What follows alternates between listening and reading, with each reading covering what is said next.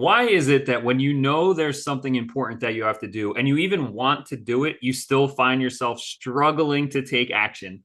We're going to break that down today with my good friend Penny, who is an expert in all the things mindset, subconscious identity, all that kind of good stuff, hypnosis. And we're going to talk about what are these invisible things that are holding us back from taking action and how can we overcome them? And she's got great resources to help you solve those problems also. So, what's going on, Penny? Give us a quick little nutshell intro on who you are and what you do.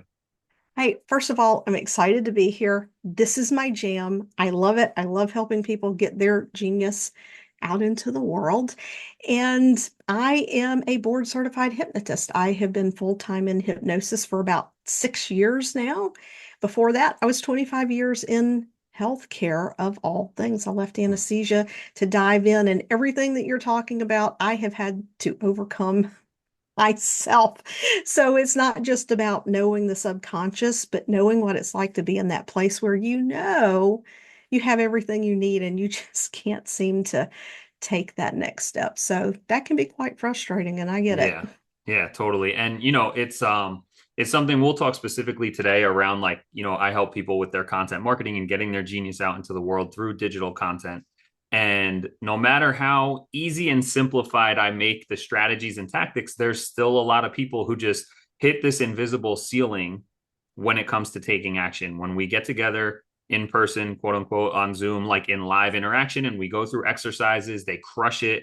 They got a game plan. They're feeling good and confident. Yes, I can do this. And then a week later, I go, all right, let's review how'd you do over the week? And they're like, since we ended our call last week, I haven't done anything. Right. And so no matter, how clear of a strategy you have, like, what is it? I have some things that when it comes to, when we talk about content specifically, some things that I was thinking about are, fear of judgment, a fear of failing, a fear of being seen. I also was yesterday on another show talking about these ideas, and I also something that popped in my head was this feeling of like of permanence, and especially if you're just getting started and you don't really have a body of work out yet. Like if someone were to go look at you or my stuff, we have I don't know how many hundreds or thousands of pieces of content across different channels. And so like every time we do one more, it's just like that's just another, grain of sand on the beach, as opposed to when you have a clean slate and there's one grain of sand there, that's like 100% of your body of work. And that makes it feel bigger and scarier to have just these one things out. So I don't know. That was another thing that kind of popped in my head as I was thinking about what we were talking about here today. So I don't know what are some of the things that you see people because we work with very similar clientele on different things. And so what is it that you see that holds people back from getting out there? Well, you mentioned an important word earlier, and that's identity. Mm-hmm. And that's where I want to start.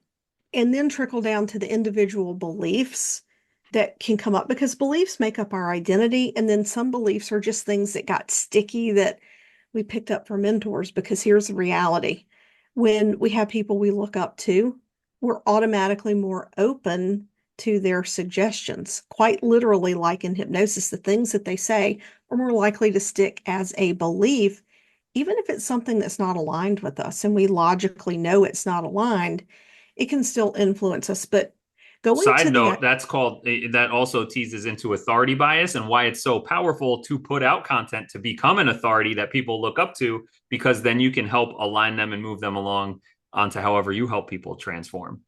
yes, and I think there's an ethical aspect to that too, Oh, right? absolutely. Ethical Always. And we authority should actually bias. say that before we even go further in the conversation. Everything we're talking about is to do, ethically and safely and with positive intentions. Yeah, I get my pitchfork out when it comes Yeah. to ethics and what I do Yeah. because the subconscious is so powerful. The subconscious runs your life. So if you think that doing the superficial things like affirmations have a place, mindfulness has a place, all these things have a place, but until you take control of your subconscious, it's making all your decisions for you. So, with the identity piece, think about who you are as a person and who you identify with when it comes to your family, your friends, perhaps your religion, your community, whatever it is that you believe about that identity or the things you were brought up to believe this is how we do things. Even if, so think about entrepreneurs. So many of us did not come from families of entrepreneurs. Yeah, So mostly. your family may be a blue collar family. You may have been the first person to go to college or the first person to become an entrepreneur. But deep down inside, your origins are rooted to where you come from. So the stories that you heard your family tell, the things that they told you that you need to do, you need to go to school, get a don't work hard like I did, get that college degree so you can get a good paying job. And now you're becoming an entrepreneur. And there are a few things at odds there. One, now you're doing things that are not in line with what your parents told you needed to do. And that stuck with you for many years. So are you disappointing them? What did they think about what you chose to do? Um, when I became a hypnotist, I very quickly had to get over what people thought about that because there are a lot of myths and misperceptions, as you know. So we can have that identity that we don't realize. You can have an identity that and not know it, that money has to be a struggle, that it's hard to get ahead. And whether you know it or not, when you get ready to put that content out, these things come into play. But if you're brave enough to do identity work, you will highlight these gaps between what you're currently thinking and what you've got to think to get from here to here. So, where would you like to start with the beliefs? Because I mean, there are so many things that can become attached. Is there something that you see your people come up against most commonly that you would like me to address before we get into some of the surprising ones? I think for most of the people I work with, they aren't aware yet. And I think and that's really the toughest beliefs to break are the ones you don't even think about, right? Like it's really having to go through exercises of self-awareness and kind of like, really for, days, weeks, we've gone through our, 6 hours of silence type of stuff and all that kind of thing. But like to start really clearing out your brain and like observing what you're thinking about to recognize the things that the real beliefs are the things you don't second guess, right? Like they're not really things you think about. And so I think in those scenarios, it's really the people who they're unaware that there's this, they just think there's a glass wall here. Like, and then I'm sure there's a level of shame and because I don't work with my clients on that type of stuff. It's not that I'm not in that container with them. So we don't discuss it too much yet, although I would love to start getting into it to help them break through and reach and impact more people on the other side of those beliefs. But so I think it's the things that like they don't second guess or even realize are beliefs. Which Right. as we're at the beginning of this, did you see the recent Inside Out 2, the sequel, the Disney movie No, or Pixar movie? So are you familiar with the concept of it? So the original no. came out like 10 years ago or something, and it's about a girl who I forget how old, she was like 7 or 8 in the first one, and Okay. now she's like going into high school. And the movie takes place inside her head with a handful of characters who are joy, anger, disgust, like whatever. And so in the first one, when she was younger, it was these 4 or 5 more simple emotions. And now in the second one that just came out, they add in anxiety and I forget a couple other ones.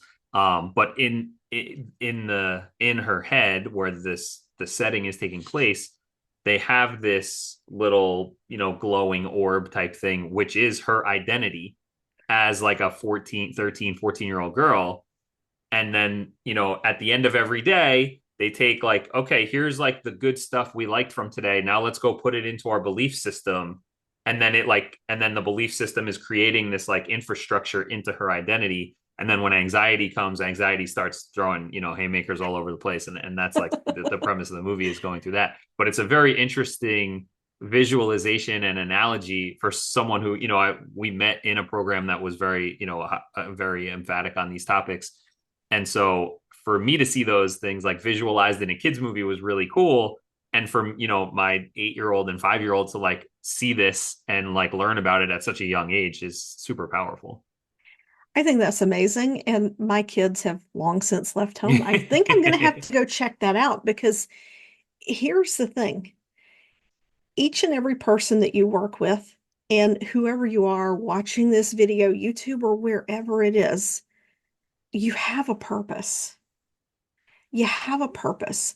And, people will probably think, you know, well, it's kind of weird to teach this kind of a lesson through a children's movie, but I wonder how many parents were positively impacted by Oh, that, absolutely. Yeah, yeah. right? It's just amazing. So, you know, it's absolutely correct. And I'm glad that's out there. And if you're watching this, you need to do what you're here to do. I don't care if you're um, customer service at the door of Walmart or if you're CEO of some mega corporation.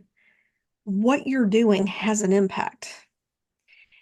And I think the biggest thing that we get into when we have the strategy and we have the plan and we're not moving and we're new, the biggest thing is we have this false perception that the people who've done it have their ish all figured Mm, out. So we immediately get into comparison, which leads to imposter syndrome, not good enough, perfectionism. We create this false standard that we have to live up to. And it's all a journey of growth yeah. around that. But I've also connected with people who have no problem putting themselves out there. They have a business. You and I know someone in common. I've interviewed her for my podcast, who was a client of yours, very successful business owner. There was no problems and confidence in that. Hmm. But when it came to going from solopreneur with an assistant to an agency, all of these things came up. Hmm. And I'm going to rattle off some things that happen, not just for this person, but for many of my clients. The first off, when you tap into them or any other marketing person, the idea of saying what you really feel and believe, well, that puts us at the front of it. It opens us up to criticism, to judgment, which can lead to fear of judgment. Will we be accepted? And to step into ownership and really embody what we already logically know that you can't make everybody happy. That's a whole other thing. That takes inner work. That takes self-acceptance, self-trust, all those things. The other thing can be that, wow, if I commit to this, I actually have to step up. Do I have what it takes now? Think about this. If we have a family that their thing was work hard, if we know people who burn the candle at both ends, literally work their fingers to the bone, hustle, grind, sacrifice their family, their sleep, their own happiness to pursue. If we've seen those things, especially in our parents, if we saw that they're exhausted themselves to be successful and take care of us, that's buried in our psyche. It's Hmm. down in our ego. Hmm. We've seen that. And just all of a sudden, we can find we're throwing on the brakes when we don't want to. We really want this thing we're going for. And what is happening here? And it's because we're afraid deep down we may burn out. We may miss out on something. We may be tired and worn down like our parents. We may have seen that our parents were unappreciated in what they did, or friends or mentors. So, where would you like to go from that? I see you making notes, so we can Yeah, I'm just making we lots of can notes we can because dive in anywhere. yeah, I mean, one of the things too that you said like about like working hard and you have to work hard, and I think these two things often come tied together, and I'd love to get into like that fear of judgment and perfectionism also is but working hard, you have to work hard. People often have when it comes to content and marketing this icky feeling around sales and marketing, and they think marketing is just a gimmick or whatever. I don't want to be one of those people Yeah. who's doing that. Um, and also thinking that like we have to work really hard. And so one of the things that I help people with is, I from as best I can do with mindset shifting, just in a reframe, is, well, you don't have to create content. You don't have to market your business in self promotional ways. Instead, you can actually just show up consistently with helpful advice for the people you want to work with. And that's going to help people find you because you're answering questions that they're searching on Google. You're posting content that's relevant to them on social media. So the algorithm will want to suggest that to them.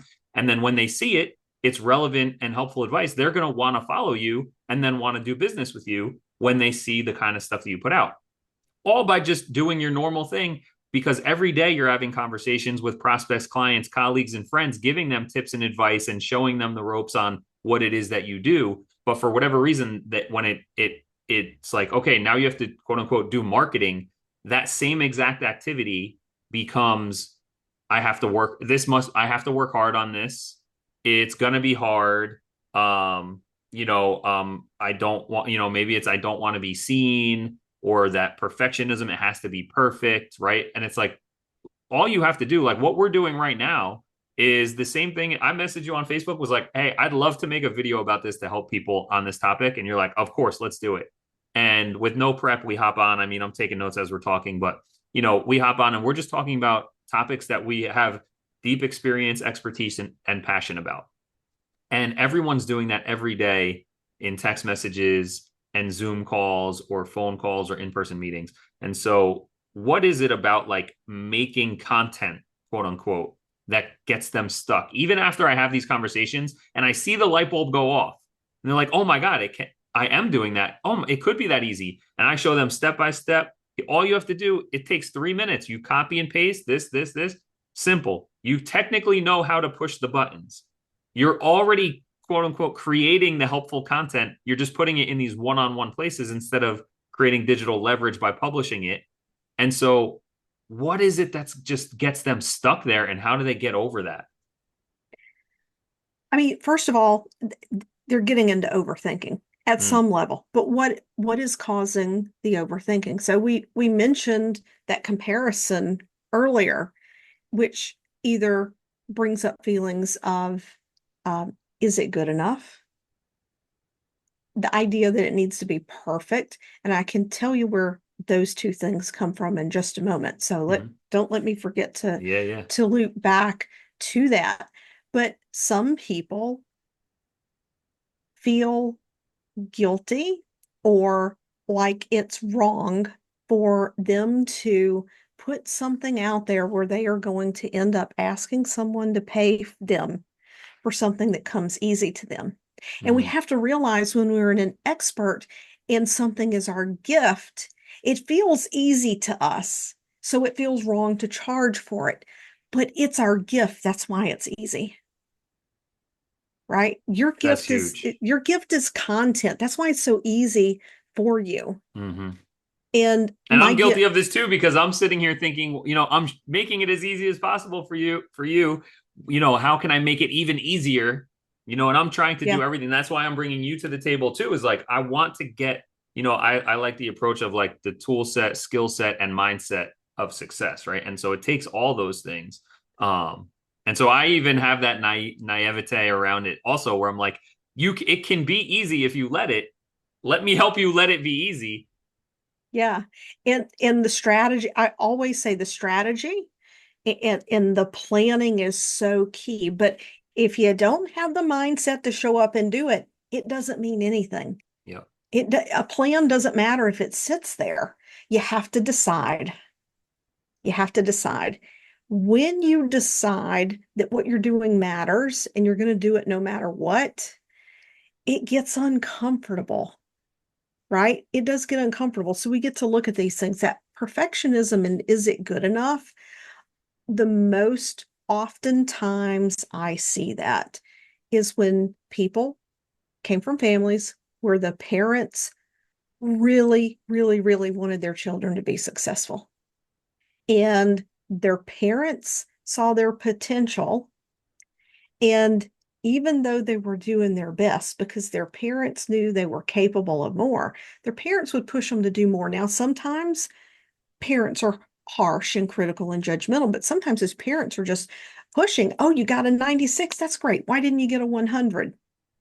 Well, once or twice, that's not a big deal.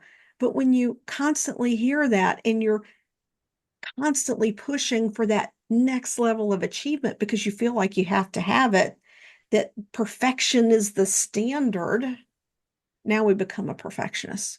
We doubt ourselves. Is it good enough? And especially when we're the one setting the standard. Because when you create your own content, you are creating your standard. And when you can realize that your ideas are enough and that your knowledge is enough, it doesn't matter to me what Mel Robbins does. Mel Robbins probably has millions of followers. She and I talk about similar things, but from a very different perspective. Yeah. So I don't even compare myself to her. She's doing good work for the people who are meant to work with her. I do good work for the people who are meant to work with me. You do good work for the people who are meant to work with you. Can you imagine how boring the world would be if we tried to be the flavor that everybody liked? Yeah. And You hit something there about, you set your own standard when you start creating content and that your ideas are enough. And I think Mhm. that's really something worth emphasizing for me to my clients is that the substance is in your ideas and your helpfulness. It's not in the production or perfectionism. Right. I love there's a meme that floats around every once in a while that's like the world doesn't need your perfection, it needs your presence. Right. And it's Yes. the showing up of it. And I do believe, and this is also why I'm like I like the framing of the camera phone webcam simple content, not getting carried away. Because if you can't afford a professional who costs a lot of money, Mel Robbins, I'm sure, is paying, thousands and thousands of dollars. Cody Sanchez, Alex Hermosi, Gary Vaynerchuk, they've got great stuff. They pay 50 grand a month for a team. But there's also people who create simple content. And honestly, their stuff isn't even like crazy video graphics or anything like that, right? Like it's you can mimic that same thing by getting your ideas out to the world. The ideas are what matter. But when you try to introduce some kind of graphic or edit or transition and you don't hit a perfect editing, you have now set a standard by saying like I have video graphics on top of my content, but they're not really that good compared to a professional video person. However, if you just stay minimal and you focus on the ideas, well, you've set the standard of I'm here to share my ideas, and the content gets to stand out above all that, right? And your ideas and the substance and the value get to shine. And where I don't like people getting into either DIY or low budget graphic design or video editing is because then the design and editing gets in the way of the message because you've set a standard of this is a professionally edited video, but it's not really that good for those standards. When you wipe that stuff off the screen and you just show up, your ideas are enough. That's really the part that matters. And I can run through a list and put together a whole case study encyclopedia of people with large audiences, small audiences, impactful businesses, high revenue businesses who don't have big time video graphics or even big followers. It's the ideas that stand out and attract the right people that want to do business with you. So I think that part of it of like setting your own standard and that your ideas are enough is like a huge thing for people. Yeah, there's another layer to this I'm just going to toss in. And you really want to ask yourself some good questions.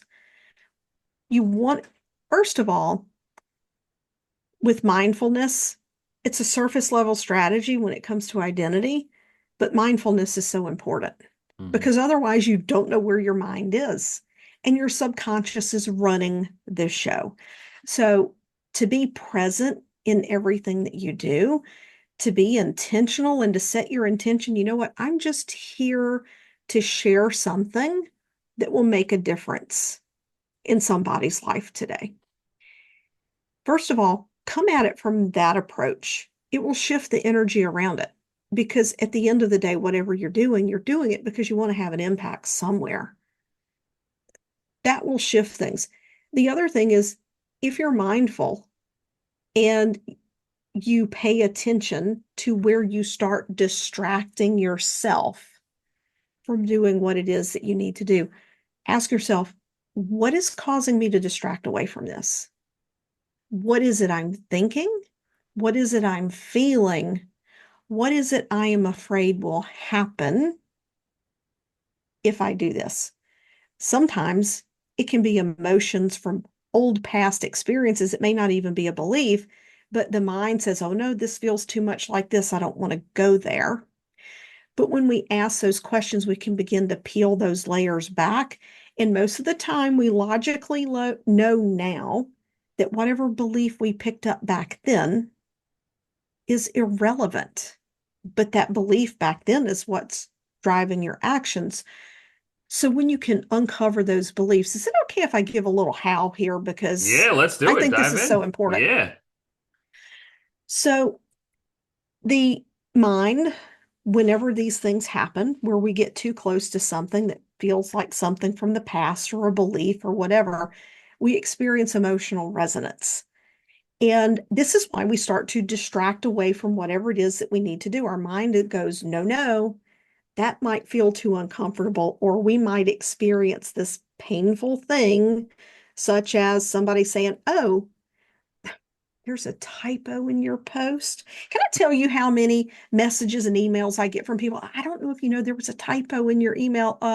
Yeah, quick and dirty, 70% is success. Yeah, yeah. And you know what? You're not an editing business, so it doesn't matter. Right, right. If it would matter if I was in an editing business, right? So when we can ask ourselves, what is causing us to feel this way? What are we feeling? What do we fear may happen? What is the worst thing that's going to happen? We can begin to uncover these layers. Now, I did a workshop in July and I had a VIP session. So some people got to ask some questions, and someone was in this place. They were stuck. They knew what they needed to do. And one of the first exercises, they believed they had all the right beliefs. But I asked a couple of simple questions. And here's what it came down to.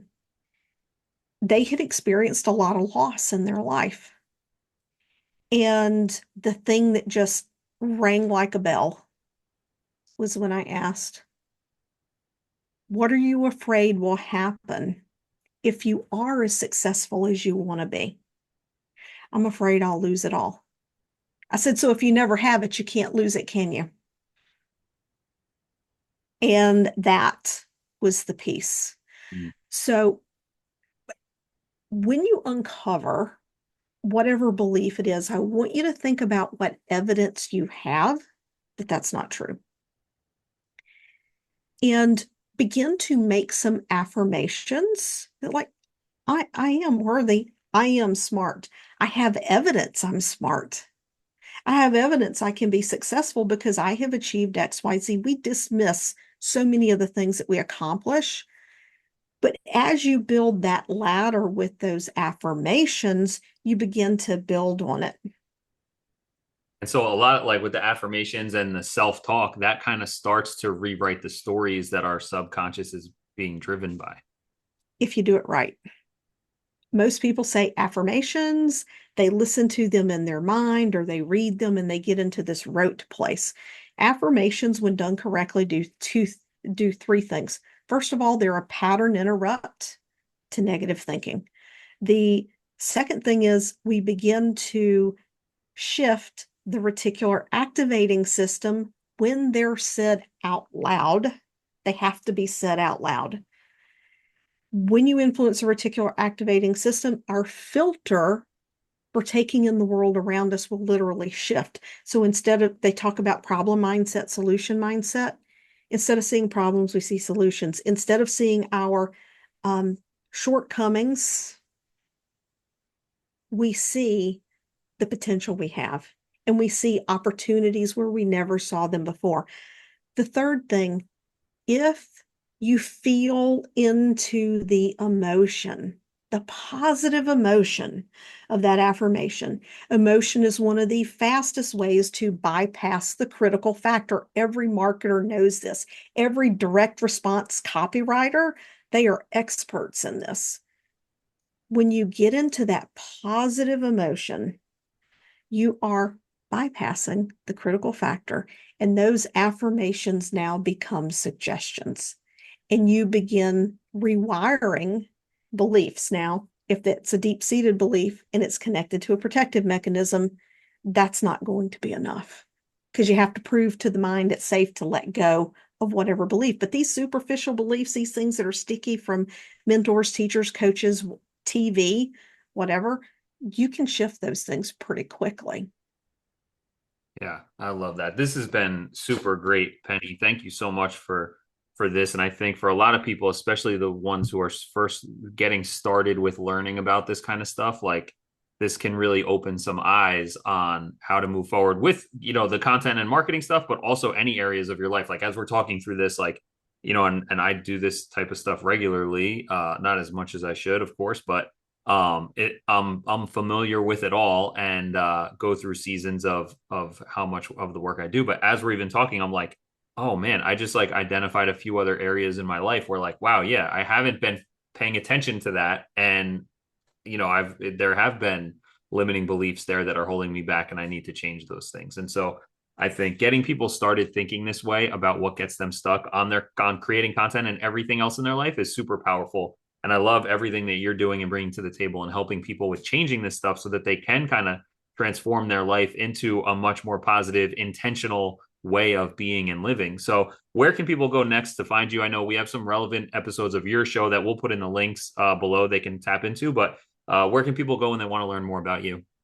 Yeah, so they can go to the website, pennychiasson.com. The podcast is Penny on Your Thoughts podcast. And I just dive into all sorts of topics there, from the spiritual to the mindset and the things that we get caught up in, or I'm on all the social media channels. I'm out there. You Awesome. can find me somewhere, wherever you are, pretty much you can find me. All right, awesome. Thank you so much, Penny. Thanks, guys, for tuning in, and we'll talk to you later. Thanks, Todd.